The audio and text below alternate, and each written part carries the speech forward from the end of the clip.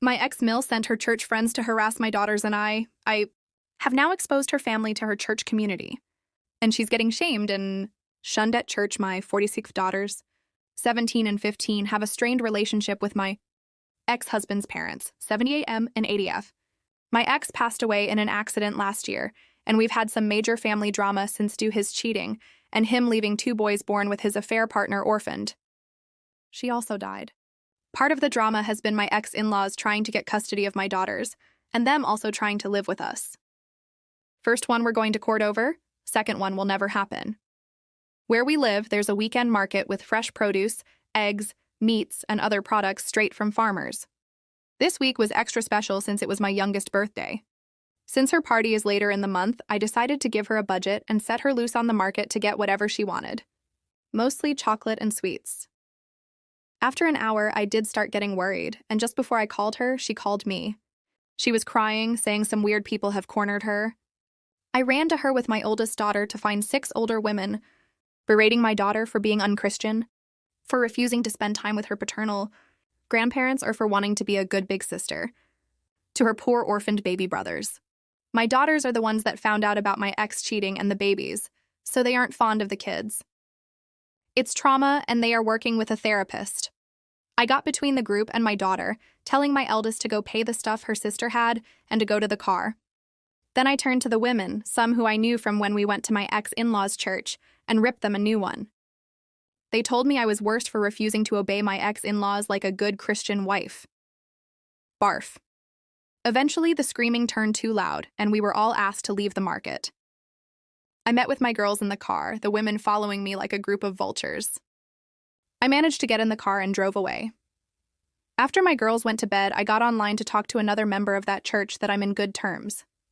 I told him about what happened, and after he apologized, he told me what was going on. My ex-mother-in-law posted this massive story in the church's Facebook group about how horrible my daughters and I are, how we are leaving them homeless and penniless, they inherited my ex's personal bank account and his life insurance, and how my daughters don't even talk to them. She also accused us of being the reasons she lost her grandsons. The boys are now living with distant relatives of my ex-husband. Basically, it was a sob story worthy of a Hallmark movie. And of course, they were getting all the love and support from the more extremist members of their church. This church and its members are a bit annoying, especially with LGBTQ+ topics. But they have a small saving grace. They are incredibly strict about cheating. It's a big no-no, be it from a husband or a wife equally. Now, how did she get around blaming me about affair children without exposing the cheating? She claimed the other woman was our surrogate since I was unable to have more children, then said I didn't want the babies because they were boys, which is absolutely disgusting to be accused of. Well, I decided it was time to clean up this mess, and since I was mid-divorce when my ex died, I had all the evidence needed. And since the divorce wasn't completed, I don't have any legal ramification for releasing all the evidence. I was off the next day and went to a print shop to get copies of all the delightful pictures of my ex cheating. His text conversations with his affair partner, the ones with his parents confessing to his cheating and getting support from them, my ex-in-laws harassing me about the divorce, and my coup de grace, all the emails and text messages of them bullying my daughters about their baby brothers. In one of them, they call my daughters bastards, and telling them it was their fault their father died since they told me about the affair, and I began the divorce. This one was literally 2 days after my ex died. I paid extra for all of this to be printed in beautiful, high-quality paper.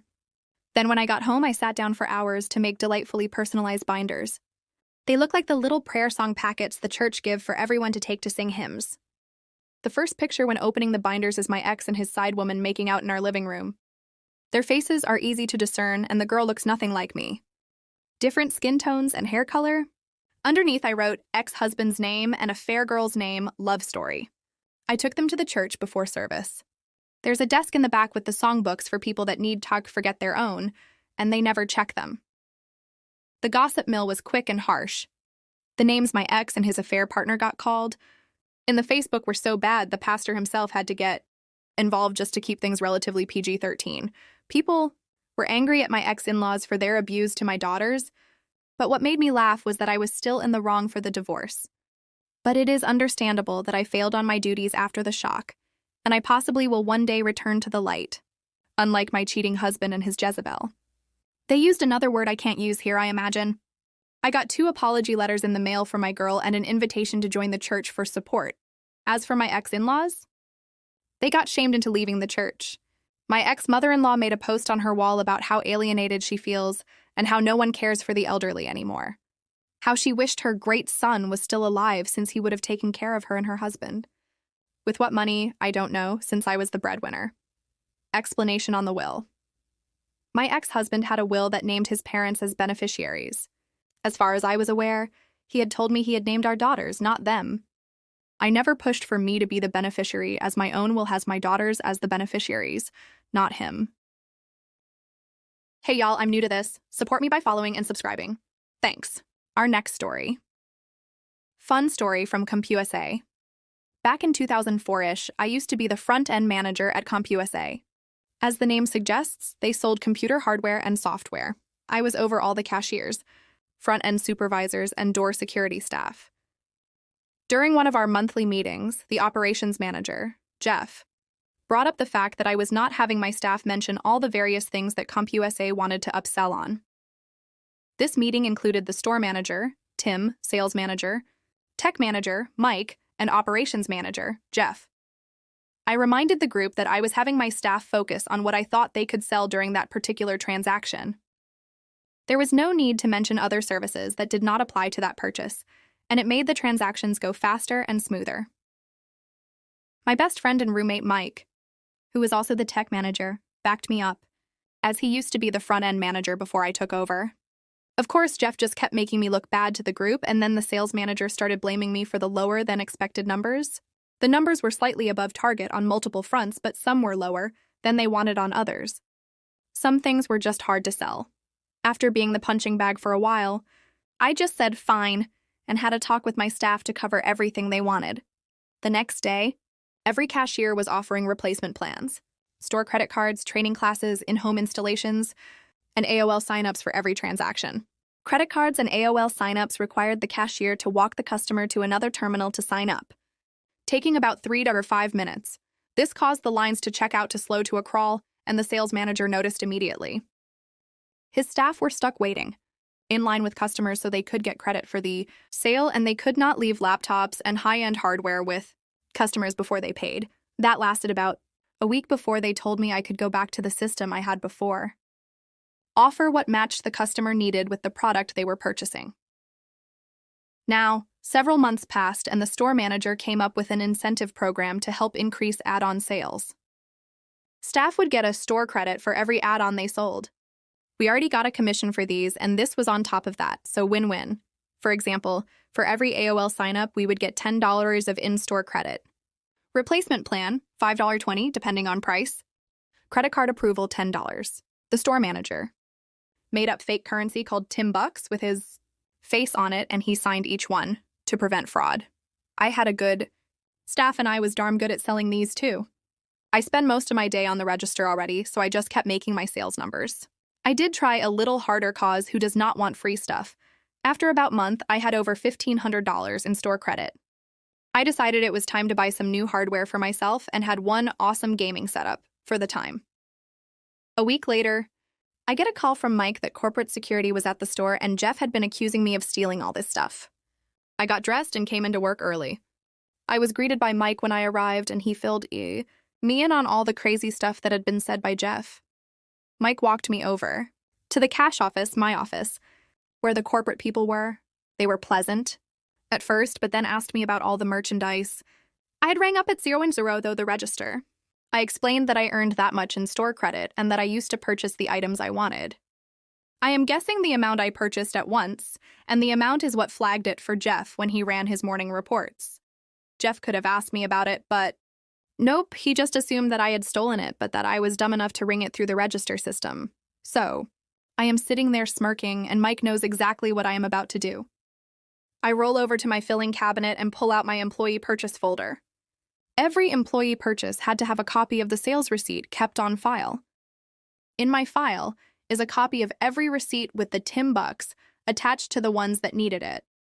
They took my folder to the store manager's office to compare my Tim Bucks to the list he had kept of each one he issued. 20 minutes latest, they came out and corporate security asked me to come back into the cash office. They said every transaction I did was legit and it was good I had such detailed documentation for every employee purchase. I knew everything was good, but was just in shock I was being accused of theft. Well, since corporate was in town anyways, they said they were taking all the managers out for lunch, their treat. Mike and I were standing on the front end and excited for some free food. Plus, I was not even scheduled to work for 2 more hours, so I had the free time to spare. Jeff walked up front. Kinda not wanting look at me and said, "You can't go. You have to watch the store." I thought that was horse crap, especially after what had just went down. I was not even scheduled to work yet. Mike thought so too, and he knew me well enough to know I was hatching a plan. And all the managers came up front, near the exit doors. My rage level went to 100 and I did what I had to do. I walked in front of the registers where we had all the top-selling PC games. World of Warcraft, Star Wars Galaxies, Doom 3, Half-Life, ECT. I opened my arms wide, scooped up as many as I could. I walked over to the front doors, which had security sensors, and threw all of the boxes into the vestibule.